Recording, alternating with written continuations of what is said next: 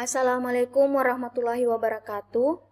Kami dari kelompok 3 yang terdiri dari saya sendiri Nirmala Sari, Andi Tandrisau, Andi Miranda Ariadna, dan Nurwana dengan materi ketaatan hukum.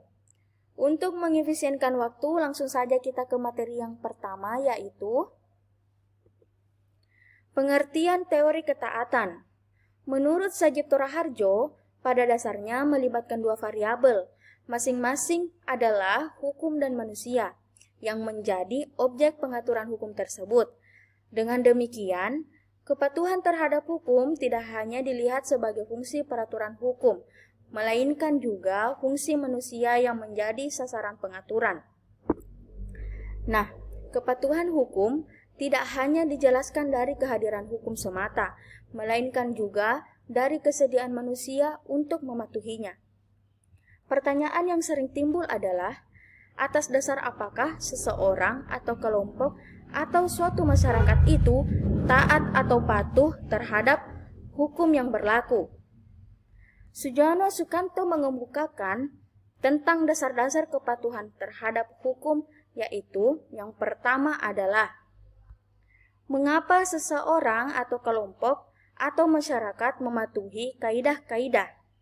Karena dia diberi indoktrinir untuk berbuat demikian. Sejak kecil, manusia telah dididik agar mematuhi kaidah-kaidah yang berlaku dalam masyarakat, sebagaimana halnya dengan unsur-unsur kebudayaan lainnya. Maka, kaidah-kaidah sebenarnya telah ada sewaktu seseorang dilahirkan, dan semula manusia menerimanya secara tidak sadar. Melalui proses sosialisasi, manusia dididik untuk mengenal, mengetahui, serta mematuhi kaidah-kaidah tersebut. Dan yang kedua, oleh karena sejak mengalami proses sosialisasi, maka lama-kelamaan menjadi suatu kebiasaan untuk mematuhi kaidah-kaidah yang berlaku. Memang pada mulanya, sukar sekali untuk mematuhi kaidah-kaidah yang berlaku, seolah-olah mengekang kebebasan. Akan tetapi, apabila hal itu setiap hari dijumpai, maka lama-kelamaan akan menjadi suatu kebiasaan untuk mematuhinya. Terutama apabila manusia sudah mulai mengulangi perbuatan-perbuatannya dengan bentuk dan cara yang sama. Dan yang ketiga, pada dasarnya manusia mempunyai kecenderungan untuk hidup pantas dan teratur. Akan tetapi, apa yang pantas dan teratur bagi seseorang belum tentu pantas dan teratur bagi orang lain. Oleh karena itu, diperlukan suatu patokan tentang kepantasan dan keteraturan tersebut. Patokan-patokan tadi merupakan pedoman-pedoman atau takaran-takaran tentang kaidah tingkah laku yang dinamakan kaidah. Dengan demikian, maka salah satu faktor yang menyebabkan orang taat pada kaidah adalah karena kegunaan daripada kaidah tersebut. Dan yang terakhir, salah satu sebab mengapa orang patuh pada kaidah-kaidah adalah karena kepatuhan tersebut merupakan salah satu sarana untuk mengadakan identifikasi dengan kelompok. Seseorang mematuhi kaidah-kaidah yang berlaku dalam kelompoknya karena dia menganggap kelompoknya lebih dominan dari kelompok-kelompok lain. Akan tetapi, justru karena ingin mengadakan identifikasi dengan kelompoknya tadi. Baiklah, kita ke materi yang selanjutnya. Pandangan lain mengenai pertanyaan mengapa seseorang harus taat pada hukum dapat dijawab secara filosofi.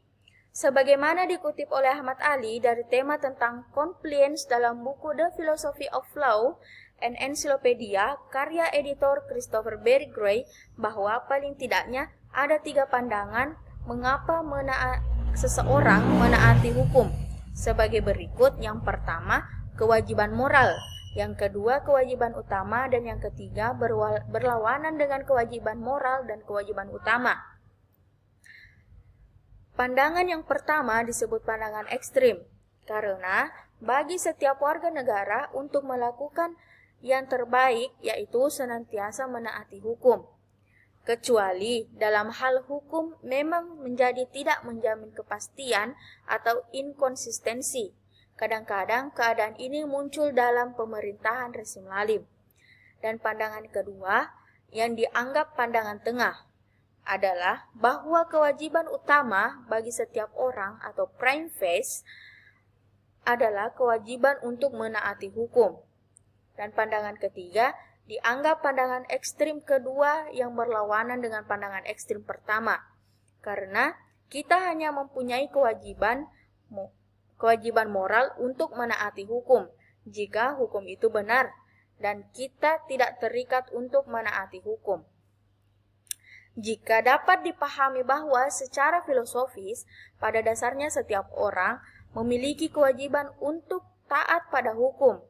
Ketiga pandangan ini memiliki pandangan tentang kewajiban untuk menaati hukum yang berbeda. Pandangan pertama, bahwa menjadi kewajiban moral untuk setiap warga menaati hukum, kecuali jika hukum itu tidak menjamin kepastian hukum atau inkonsisten.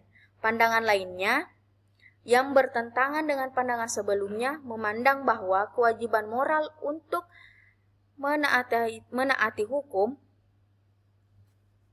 hanya jika hukum itu benar, sehingga kita tidak terikat untuk menaati hukum. Pandangan lain yang dianggap sebagai pandangan tengah ialah pandangan bahwa kewajiban utama bagi setiap orang ialah kewajiban untuk taat pada hukum. Untuk materi selanjutnya, saya serahkan kepada Saudari Andi Tandisau.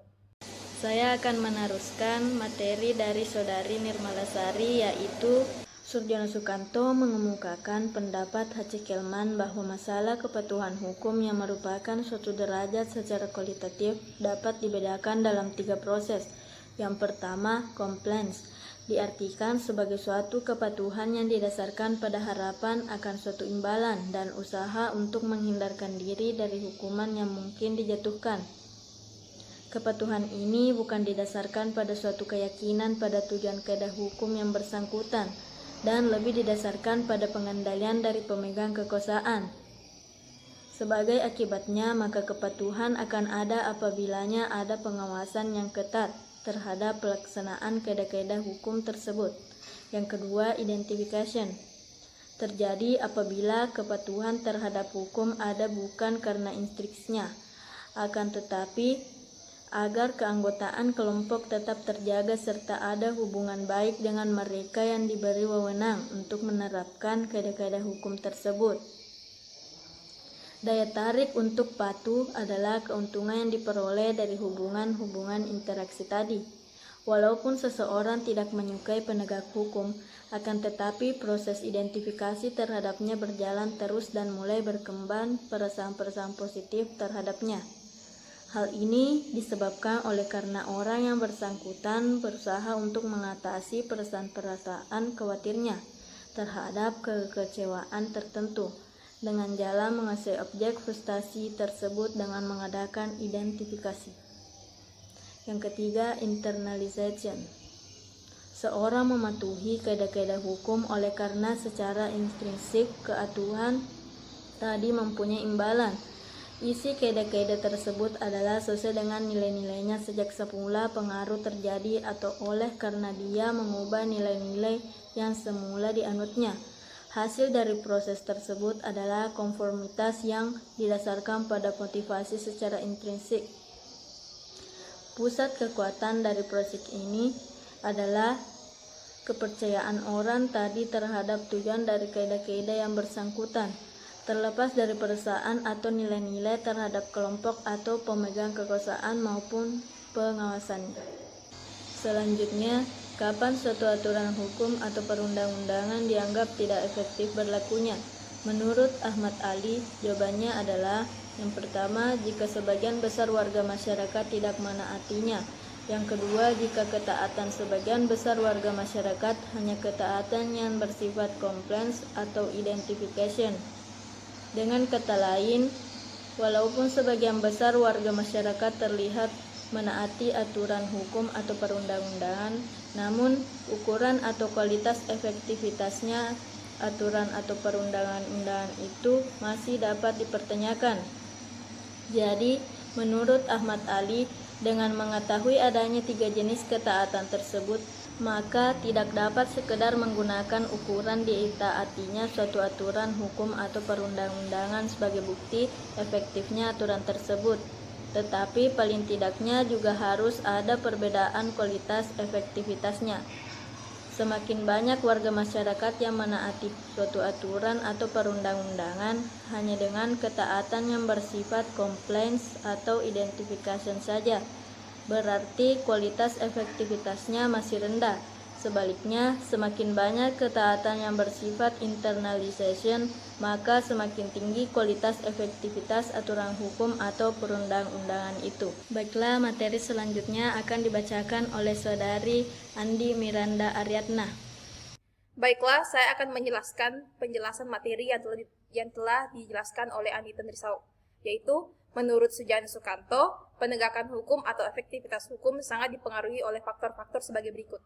Yang pertama, materi atau isi hukum. Dalam suatu proses penegakan hukum, faktor materi hukum adalah salah satu faktor yang menentukan keberhasilan penegakan hukum itu sendiri. Namun, tidak terlaksananya penegakan hukum dengan sempurna. Hal itu disebabkan terjadinya masalah atau gangguan yang disebabkan karena beberapa hal, seperti tidak diikuti asas-asas berlakunya undang-undang yang merupakan suatu pedoman dari suatu perundang-undangan.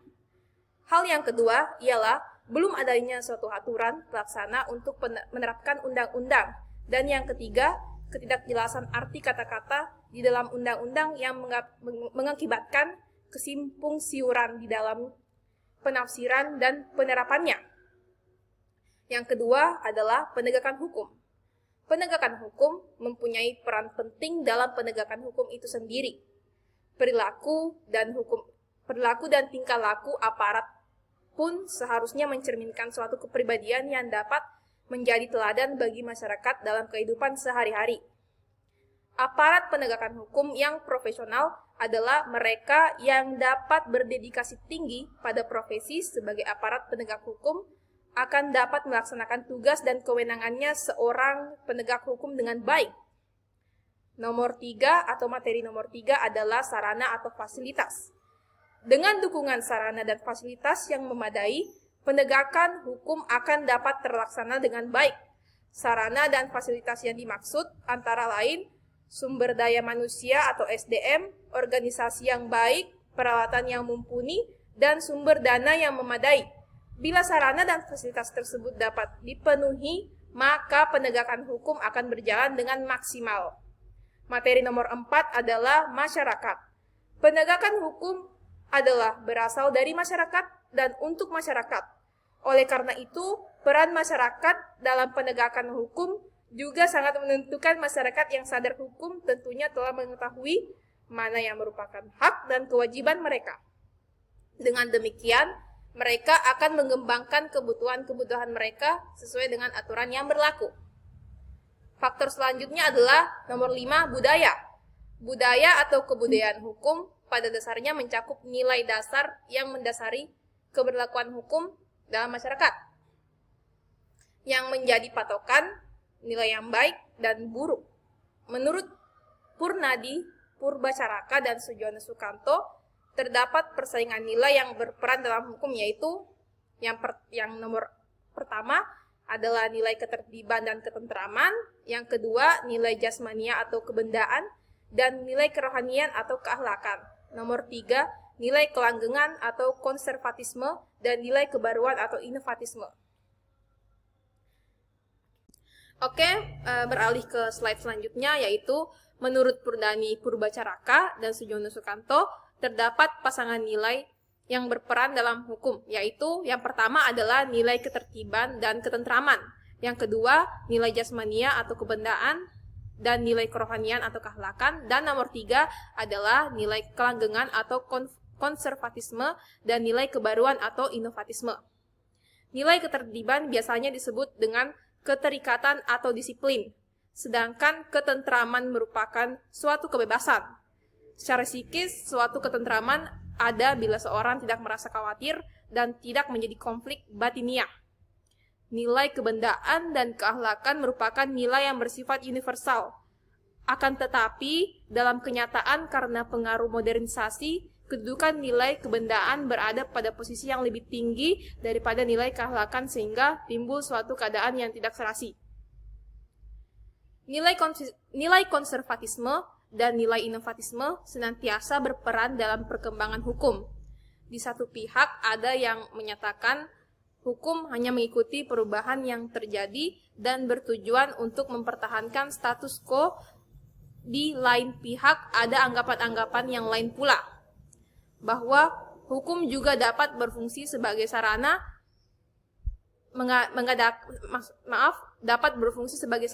mengadakan perubahan dan menciptakan hal-hal yang baru. Keserasian antara kedua nilai tersebut akan menempatkan hukum pada kedudukan dan peranan yang semestinya. Budaya hukum atau culture hukum menurut Lawrence M. Friedman merupakan opini-opini, kepercayaan-kepercayaan atau keyakinan-keyakinan, kebiasaan-kebiasaan, cara berpikir dan cara bertindak, baik dari para penegak hukum maupun dari warga masyarakat tentang hukum dan berbagai fenomena yang berkaitan dengan hukum. Oke, materi selanjutnya akan dijelaskan oleh Saudari Nurwana. Terima kasih. Saya akan membacakan lanjutan materi dari teman saya Andi Miranda Aryatna. Nah, materi yang akan saya bawakan mengenai faktor-faktor yang mempengaruhi ketaatan atau ketidaktaatan terhadap hukum. Secara umum, maka menurut Muhammad Ali, yang juga beberapa faktor berikut ini diakui oleh G.G. Howard dan R.S. Mamers dalam Law, Its Nature and Limits, antara lain sebagai berikut. Yang pertama, relevansi aturan hukum secara umum. Kedua, kejelasan rumusan dari substansi aturan hukum. 3. Sosialisasi yang optimal kepada seluruh target aturan hukum itu. 4. Seyogianya aturan bersifat melarang dan jangan bersifat mengharuskan. Terakhir, berat ringannya sanksi yang diancamkan dalam aturan hukum harus proporsional dan memungkinkan dilaksanakan. Nah, terakhir untuk kesimpulan mengenai materi kami, bahwa kesadaran hukum dan ketaatan hukum sering kita dengar atau kita membaca pernyataan-pernyataan yang menyampaikan kesadaran hukum dengan ketaatan hukum atau kepatuhan hukum, suatu persepsi yang keliru. Pemahaman kesadaran hukum dan ketaatan hukum yang mana dijelaskan bahwa yang pertama, kesadaran hukum yang baik yaitu ketaatan hukum, dan yang kedua, kesadaran hukum yang buruk yaitu ketidaktaatan hukum. Maka kewajiban moral masyarakat secara individu untuk mentaati hukum, tidak ada yang mengatakan bahwa kewajiban merupakan sesuatu yang absolut, sehingga terkadang secara moral kita dapat melanggar hukum. Namun tidak ada pakar hukum yang secara terbuka atau terang-terangan melanggar hukum.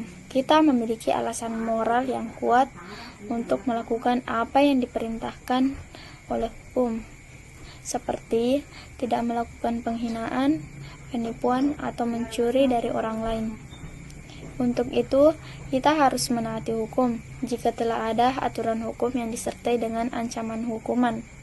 Mereka yang yakin akan hukum harus melakukan dengan bantuan pemerintah, dan mereka yakin akan mendapatkan dukungan dari warga masyarakat. Sekian dari materi yang sempat kami sampaikan. Mohon maaf atas segala kekurangan. Salam dari kelompok 3. Wabillahi taufiq wal hidayah. Wassalamualaikum warahmatullahi wabarakatuh.